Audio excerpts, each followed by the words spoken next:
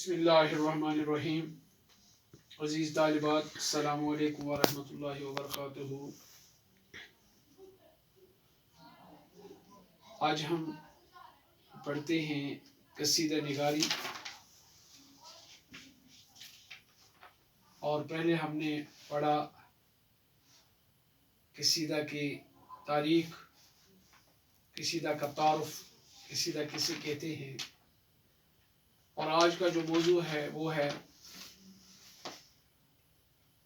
آپ کی درسی کتاب میں ایک قصیدہ درمدہ بہادر شاہ ظفر، جس کو شیخ محمد ابراہیم ذوق نے لکھا ہے. اور آج ہم اسی شیخ محمد ابراہیم ذوق کی زندگی اور ادبی خدمات کو بیان کریں گے. آپ کا نام شیخ محمد ابراہیم اور ذوق تخلص کیا کرتے تھے. آپ 1799 عیسوی میں دلی میں پیدا ہوئے. آپ ایک فوجی کے فرزند تھے. ان کی ابتدائی تعلیم حافظ غلام رسول کی درسگاہ میں ہوئی. حافظ صاحب ایک شاعر بھی تھے. ذوق ان کے ساتھ مشاعروں میں جایا کرتے تھے، جہاں کی ادبی فضا نے ذوق کی طبیعت پر خاصا اثر ڈالا. رفتہ رفتہ ذوق کے اندر بھی شعر گوئی کا شوق پیدا ہوا. اپنا ابتدائی کلام حافظ صاحب کو ہی دکھاتے رہے.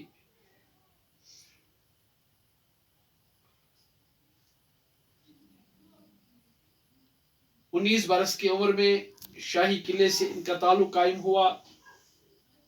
بہادر شاہ ظفر جب 1837 میں بادشاہ ہوئے تو انہوں نے ذوق کو ملک شورا اور خاقانی ہند کے خطابات دیے.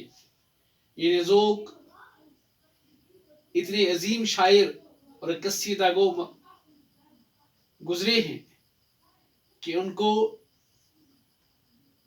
وقت کے بادشاہ نے خطابات سے نوازا. پہلا خطاب ملکی شورا اور دوسرا خاقانی ہند. پہلا خطاب تو اس وجہ سے دیا گیا کہ ذوق شاعری میں بادشاہ بہادر شاہ ظفر کے استاد تھے اور اس زمانے کے بڑے شعراء میں شمار ہوتے تھے. اور دوسرا خطاب اس لیے دیا گیا کہ قصیدہ نگار کی حیثیت سے ان کا کوئی ثانی نہ تھا. گدر سے 2.5-3 سال قبل 1856 عیسوی میں ذوق کا انتقال ہو گیا. ذوق کی غزلوں میں خیالات و جذبات کی پیچیدگی یا گہرائی نہیں. ذوق نے اپنی غزلوں میں عاشقانہ مضامین کے علاوہ اخلاقی اور صوفیانہ خیالات و مضامین کو بھی نہایت سلیقے سے پیش کیا ہے. ان کے بہت سے اشعار زندگی کی ایسی ٹھوس حقیقتوں کی ترجمانی کرتے ہیں کہ وہ زبان زد عام ہو گئے ہیں. جیسے لائی حیات آئے قضا لے چلی چلے، اپنی خوشی نہ آئے نہ اپنی خوشی چلے.